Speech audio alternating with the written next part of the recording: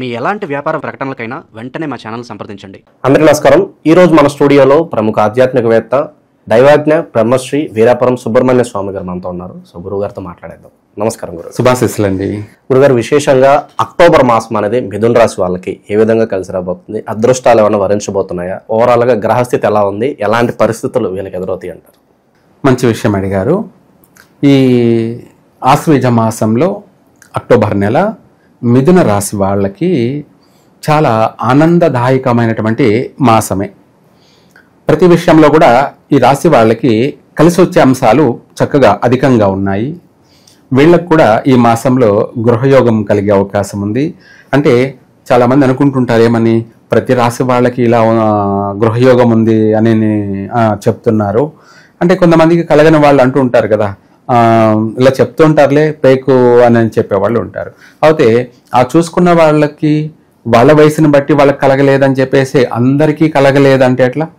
అందరికీ ఇప్పుడు 1,00,000 మంది ఉన్నారు. ఎవరు? మిథున రాశి వాళ్ళు. మామూలుగా చూసే వాళ్ళు ఏంటంటే కొంతమందికి కలగలేదు, వాస్తవమే చూస్తున్న వాళ్ళకి. అట్లనేసి 1,00,000 మందికి కలగలేదు అంటే ఎట్లా? ఎవరికి కలగాలనో వాళ్ళకి గృహయోగం కలుగుతూనే ఉంటుంది. అది కూడా మళ్ళీ రాశిలో కూడా జన్మకాల రీత్యా అనేది ఇంపార్టెంట్గా చూడాలి అంటే బిడ్డ వచ్చిన వేళ గొడ్డొచ్చిన వేళ అన్నట్టుగా వాళ్ళు పుట్టిన సమయాన్ని బట్టి వాళ్ళు అదృష్టవంతులై ఉంటారు. వాళ్ళకు ప్రతిదీ కూడా కలిసి వస్తుంటుంది, స్థిరపడుతుంటారు. కొంతమంది ఏంటంటే కొంచెం కష్టపడి నిదానంగా సొంత ఇల్లు కొనుక్కోవడం కానీ స్థిరపడడం కానీ జరుగుతూ ఉంటుంది. కొంతమంది ఉంటారు అంటే దురదృష్టవంతులు. అదృష్టవంతుడు ఏది చేసినా కలిసే వస్తుంది. దాన్నే కదా రెండు విషయాలు, మంచి చెడు. అదృష్టవంతుడా దురదృష్టవంతుడా? దురదృష్టవంతుడు ఏంటంటే వాడు ఎంత ప్రయత్నం చేసినా కావన్నమాట. దానికి ఇంకా మనకు కొన్ని ఇవి ఉన్నాయన్నమాట, సామెతలు. అవి చెప్తే కూడా బాగోదేమో, కానీ అటువంటి వాళ్ళు ఏది చేసినా కూడా కాక వాళ్ళే కామెంట్లు ఎక్కువ పెడుతూ ఉంటారు. కాలేదే అని అంటే మనం ఇంకా దానికన్నా ఇంకా గట్టి ప్రయత్నం చేయాలి. ఏం చేయాలి? వ్యక్తిగత జాతక పరిశీలన. ఇప్పుడు ఎవరికైనా తెలిసిన అవగాహనే, చెట్టు మీద పండు ఉంది, ఆ పండుని కొట్టాలి. ఒక రాయితో కొడతాడు, అది పడకపోతే మనిషి పడలేదని వదిలేయకూడదు, మళ్ళీ ఒక రాయి వేయాలి. ఒక రాయి, రెండవ రాయి కూడా పడలేదు, మూడో రాయితో కొడితే పడుతుంది. అంటే మనం వేసే 3 రాళ్ళల్లో ఏదో ఒక రాయి అనేది తగులుతుంది, పడుతుంది. ఆ పండుని మనం తింటాం. ఒక రాయి వేసి నాకు పడలేదు, నేను దురదృష్టవంతుడిని అనుకోకూడదు. మనము 1, 2, 3 ప్రయత్నాలు చేయాలి. 3 ప్రయత్నాలు కూడా కాకపోయినప్పుడు అప్పుడు మనము ఏదో ఉంది సంథింగ్ రా అంటే దురదృష్టవంతుడని అప్పుడు మనం నిర్ధారణ చేసుకోవాలి. మనము ఒక పని కాలేదని చెప్పేసి అనుకోకూడదు ఎప్పుడు కూడాను. అందరూ అదృష్టవంతులే, ఎవరేం దురదృష్టవంతులేం కాదు.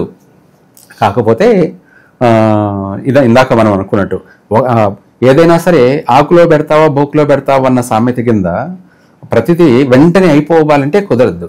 అది అదృష్టవంతుడైన వాడికి వెంటనే అయిపోతుంది, కొంతమందికి ఆలస్యంగా జరుగుతుంది. ఇందాక మనం అన్నాం కదా దురదృష్టవంతుడని. తను కూడా అదృష్టవంతుడే, కాకపోతే ఈరోజు కావాల్సింది రేపు అవుతుంది, ఆలస్యం పడుతుంది. అంతలో మనిషి చింతించకూడదు. ఏమని, నాకు క్షణాల్లో అయిపోలేదే అని చెప్పేసి అనుకోకూడదు. ఏ దానికైనా కూడా టైం అంటూ ఒకటి ఉంటుంది. కొందరికి వెంటనే అవుతాయి, కొందరికి ఆలస్యంగా అవుతాయి, కొందరికి మరీ ఆలస్యంగానూ అవుతాయి. కాకపోతే అవడం అయితే ఖచ్చితంగా అవుతుంది. ఇలా వరుసగా ఈ సంవత్సరంలో 3 గ్రహణాలు ఉన్నాయి కాబట్టి ఈ గ్రహణ ప్రభావాల వల్ల కొన్ని రాశుల వారికి షాడో, నీడ అంటారు. నీడ అంటే మనుషులు మానసికంగా ఇబ్బందులు పడడం, శారీరక పరంగా ఆరోగ్య ప్రకారంగా ఇబ్బందులు పడడం, ఇలాంటివి అధికంగా ఉన్నాయి. కాబట్టి ఆ సమస్యల నుంచి మనం బయటపడడానికి ఈ రాశి వాళ్ళు, మిథున రాశి వాళ్ళు చక్కగా కలిసి వచ్చే దానికోసమై అమ్మవారి మంత్రాన్ని పఠించడం మంచిది. ఎందుకంటే ఎంత పెద్ద నెగటివ్నైనా కూడా త్రుటిలో నాశనం చేసేటువంటి మంత్రమే, అంటే క్షణాలలో దాన్ని సంహరించేటువంటి మంత్రం చండాలి మంత్రం. అంటే ఇది అత్యంత భయంకరమైనటువంటి మంత్రం కూడాను. ఓం జ్వాలా మాలిని విద్మహే మహాశూలిని ధీమహి తన్నో దుర్గి ప్రచోదయాత్. మహాశూలిని ధీమహి. మహాశూలిని అంటే మనకు రాబోయేటువంటి 1,00,000 సమస్యలనైనా కూడా చీల్చి చెండాడుతుంది. 1,00,000 సమస్యలనైనా అంటే 10,000 కష్టాలనైనా చీల్చి చెండాడుతుంది. మనల్ని సదా రక్షింపబడుతూ ఉంటుంది, సదా అనుక్షణం రక్షింపబడుతూ ఉంటుంది. ఈ మంత్రాన్ని పఠించండి, తిరుగులేదు. ఇంకా 10% అనేది ఇంకా వాడు భూమికే బరువు అయిన వాడు అని అర్థం. ఏమిటి ఆ 10 మంది అంటే వాడు పుట్టిన తలరాత. కానీ 90 మందికి మాత్రం నెరవేరే అవకాశం అధికంగా ఉంది. అలాగే వివాహ యోగం కూడా చక్కగా కలిసి వచ్చే అవకాశం ఉంది.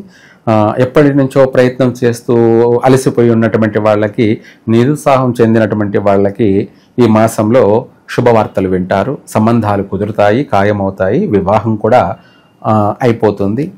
అలాగే లేదు కొత్తగా ప్రయత్నం చేయాలి అనుకుంటున్నటువంటి వాళ్ళు కూడా ఈ దసరా నెలలో అంటే ఈ ఆశ్వేజ మాసంలో ప్రయత్నం చేసినట్టయితే ఈ యొక్క మిథున రాశి వారికి తొందరగా వివాహం అయిపోతుంది. అంటే ఈ సంవత్సరంలోనే అయిపోతుంది. తెలుగు మాసాల ప్రకారంగా ఉగాదిలోపే రేపు ఈ నెల మనం ప్రారంభం చేస్తే చకచక వెంటనే తొందరగా ఈ ఉగాదిలోపే ఏ నెలలోనైనా కూడా వివాహం అయిపోవచ్చు. కార్తీక మాసంలో కావచ్చు, లేదంటే మార్గశిర మాసంలో కావచ్చు, లేదా శివరాత్రి నెలలో వెనక ముందు కావచ్చు, కానీ అయ్యే తీరుతుంది.